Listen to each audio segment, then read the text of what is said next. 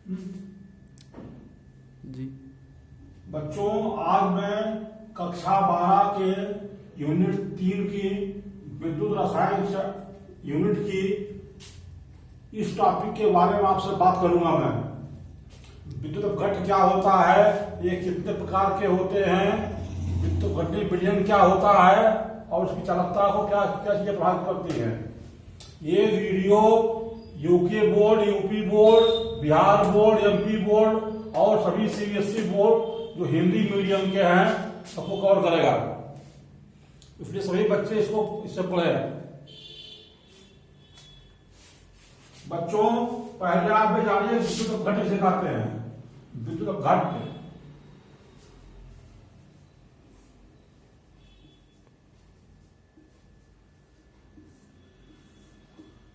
Electrolyte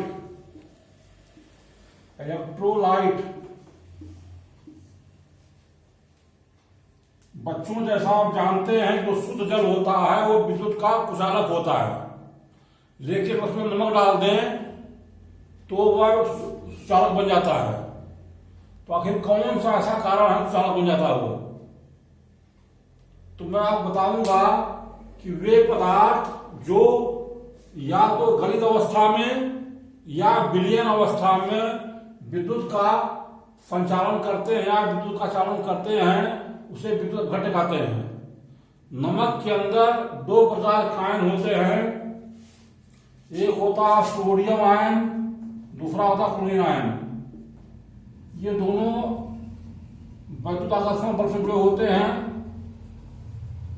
ये ion जुड़े होते हैं और जिसके कारण इस पर एक धन चार्ज है, इस पर एक ऋण चार्ज है या उदासीन होता है। लेकिन जब इसको हम जल में घोलते हैं तो ये जलीय हो जाता है, कुअस।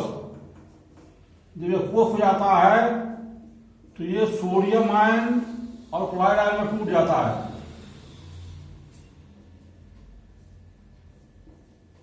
जब ये टूट जाएगा तो आप जान रहे हैं कि दोनों आयन जो है विपरीत आवेश रखते हैं। विपरीत आवेश रखने के कारण ये विपरीत विभव की तरफ गति करेंगे और उसके कारण धारा बहेगी। यही कारण है कि जो शुद्ध जल होता है वो तो कुचालक होता है, उसमें आयन नहीं होते हैं, लेकिन जब उसमें हम नमक डाल देते हैं तो उसमें आयन उपस्थित हो जाते हैं। आयन उपस्थित होने के कारण वो कुचालक हो जाता है।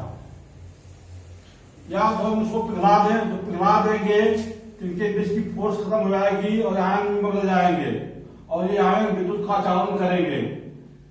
तो मैं समझता हूं आप समझ में आ गया होगा कि वे पदार्थ जो गलित अवस्था में या विलयन अवस्था में विद्युत का प्रवाह गतिमान करते हैं उसे विद्युत घट कहते हैं। और ये दो प्रकार के होते हैं, एक होता है प्रबल विद्युत घट,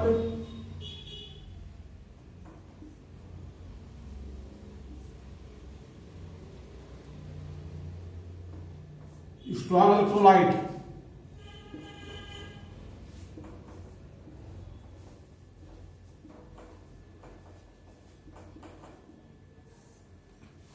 कहा कि वे विद्युत घट या वे पदार्थ जो गलित अवस्था में या विलयन अवस्था में अधिक से अधिक आयन देते हैं या पूर्णतः आयनों में टूट जाते हैं, उन्हें हम प्रबल विद्युत घट कहते हैं। जैसे आपका NaCl, HCl, KCl, ये सभी प्रबल विद्युत घट है। दूसरा दुर्बल विद्युत घट है।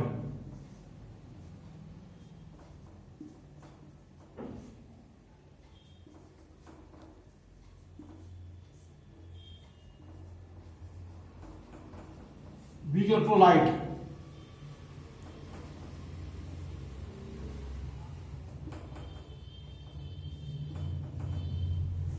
कहा वे पदार्थ जो विलयन अवस्था या गलित अवस्था में कम आयन उत्पन्न करते हैं या आयनों में कम टूटते हैं उसे दुर्बल विद्युत घट कहते हैं। मतलब जब ये घोले जाएंगे या जब ये पिघलाए जाएंगे तो कम संख्या में आयन उत्पन्न करते हैं, इसलिए वो हम दुर्बल कहते हैं। एग्जाम्पल है आपका NH4OH CH3COH,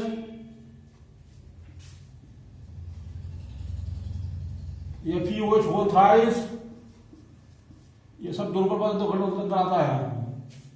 अब क्वेश्चन ये है जितने ज्यादा आयन उत्पन्न होंगे उतनी ज्यादा विद्युत का प्रवाह होगा। तो आपको दो टॉपिक क्लियर हो गए। विद्युत अपघट्ट किसे कहते हैं, अपघट्ट के प्रकार हो गए। अब मैं बताऊंगा आपको विद्युत अपघट्य विलयन की चालकता को प्रभावित करने वाले कारक। कारक क्या है? नंबर 1 होती है सांद्रता।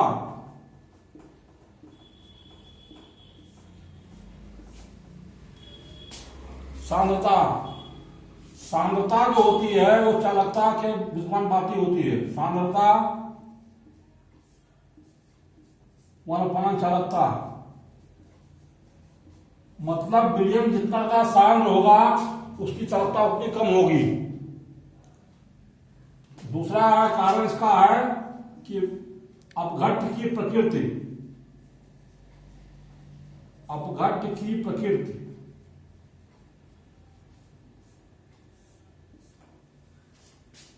जैसा कि हमने आपको बताया कि अपघट्ट की प्रकृति दो प्रकार की होती है, एक प्रबल होती है, दुर्बल होती है।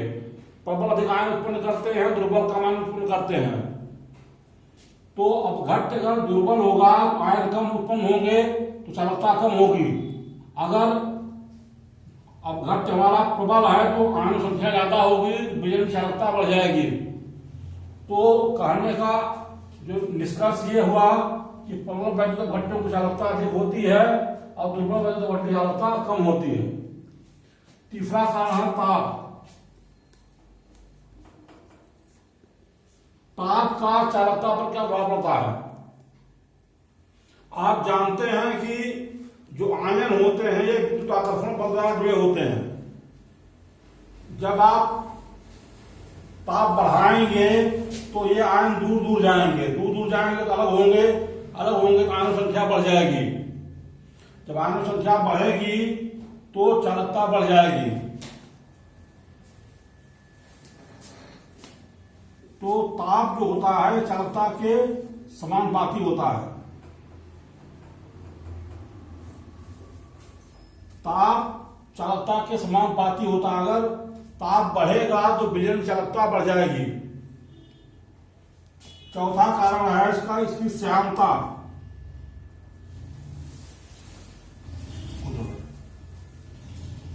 श्यानता आप जानते हैं ये फिजिक्स का मैटर है, हमारा केमिस्ट्री में पढ़ाया गया है 11th में आप लोगों को। श्यानता होता है जो द्रवों के परतों के बीच घर्षण बल लगता है, उसे कहते हैं श्यानता। जैसे शहद की श्यानता ज्यादा होती है, पानी की श्यानता कम होती है, क्योंकि पानी तेज बहता है, शहद धीरे धीरे बहता है। जिसमें बहने का गुण कम होगा उसकी श्यानता ज्यादा होगी, जिसमें बहने का गुण कम होगा उसकी श्यानता कम ज्यादा होगी। जैसे आप जानते हैं जो जलेबी की चाशनी होती है ज्यादा गाढ़ी होती है, कम बहती है, उसकी श्यानता ज्यादा होती है। लेकिन आप शरबत बनाइए कि श्यानता कम होगी। अब श्यानता किस प्रकार से प्रभावित करते बता रहा हूं आपको। श्यानता जो होती है वो चालकता के व्युत्पन्नपाती होती है।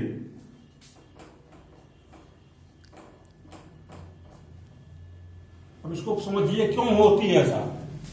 अगर श्यानता ज्यादा होगी तो आयनों की संख्या ज्यादा होगी, मतलब उसमें पदार्थ ज्यादा घुला होगा। अगर जलेबी चाशनी ज्यादा गाढ़ी होगी चीनी उसमें ज्यादा होगी, और चीनी ज्यादा हो चीनी कण ज्यादा उसमें ज्यादा होंगे। ठीक उसी प्रकार से अगर अपघट्ट ज्यादा घुला होगा तो अपघट्ट के आयन ज्यादा होंगे, और जब अपघट्ट के आयन ज्यादा होंगे जब गति करेंगे वो तो उनकी एक दूसरे टक्कर होगी, और टक्कर होने के कारण गति जो है धीमी हो जाएगी। अगर गति धीमी हो जाएगी तो चालकता घट जाएगी। जैसे आप जब मेले में जाते हैं तो मेले में भीड़ बढ़ जाती है तो आप गति धीमी हो जाती है वहां पर। लेकिन अगर आप खुली सड़क पर चलिए तो आपकी स्पीड बढ़ी जाती है। इसी प्रकार से श्यानता बढ़ने पर आयनों की गति धीमी हो जाती है, इसलिए चालकता घट जाती है। लास्ट फैक्टर इसका है विलायक का परावैद्युतांक।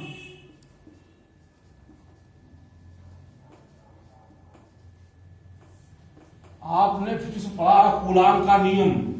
इसका फार्मूला होता है F is equal to 1/4 pi epsilon naught के Q1 Q2 upon R square. इसमें Q1 आवेश हुआ, Q2 आवेश हुआ, तो आवेश की मात्रा तो फिक्स होगी, इन आवेशों के बीच की दूरी फिक्स होगी। तो ये Q1 कांस्टेंट हो गया, Q2 कांस्टेंट हुआ, R कांस्टेंट हो गया, 1/4 पाई एप्सिलॉन नॉट भी कांस्टेंट है, स्क्वायर रूट 9 × 10⁹। तो K डाइलेक्ट्रिक कांस्टेंट हुआ, परावैद्युतांक विद्युत का हुआ, विलायक का। तो F जो होगा ये प्रोपोर्शनल होता है 1/K के। मतलब अगर विलायक का परावैद्युतांक ज्यादा होगा तो उसमें आयनों की संख्या बढ़ जाएगी, मतलब आयनों के बीच जो आकर्षण बल होगा घट जाएगा। अगर आकर्षण बल घटता है तो आयन टूटेंगे, आयनों की संख्या बढ़ जाएगी। तो विलायक का परावैद्युतांक जितना ज्यादा होगा, विद्युत आकर्षण बल उतना कम होगा, आकर्षण बल कम हो जाएगा तो आयन ज्यादा बनेंगे, जब आयन ज्यादा बनेंगे तो विलयन की चालकता बढ़ जाएगी। जल का डाइलेक्ट्रिक कांस्टेंट 2 होता है, अधिकतम होता है, इसीलिए ज्यादातर जो बल घट होते हैं वो जलीय माध्यम में विद्युत का चालन करते हैं। कल मैं आपको बताऊंगा कि तन्यता बढ़ने पर प्रकाश चालकता बढ़ती है। अगर आप विलयन को कम करते जाएंगे या सांद्रता कम करते जाएंगे तो चालकता बढ़ती जाएगी, लेकिन एक पोजीशन ऐसी मिलती है चालकता उसकी अधिकतम हो जाती है, उसके बाद चालकता नहीं बढ़ेगी। लेकिन तम जो दुर्बल घट होते हैं उनकी चालकता बढ़ती रहती है, तन्यता बढ़ने पर वो कभी अधिकतम नहीं होती है। इसलिए अधिकतम चालकता प्राप्त करने के लिए एक नियम आया, कोलराउस का नियम। कल मैं बताऊंगा कोलराउस का नियम किसे कहते हैं और सीमांत चालकता क्या होती है। आज के लिए इतना है, बस मैं आप लोगों से को एडवाइस करता हूं कि आप जो है इसको सब्सक्राइब कीजिए, लाइक कीजिए, शेयर कीजिए। अगर कोई प्रॉब्लम है तो कमेंट बॉक्स में लिख के भेजिए, मैं उसका आंसर दूंगा। मैं आपके उज्जवल भविष्य कामना करता हूं। Thank you.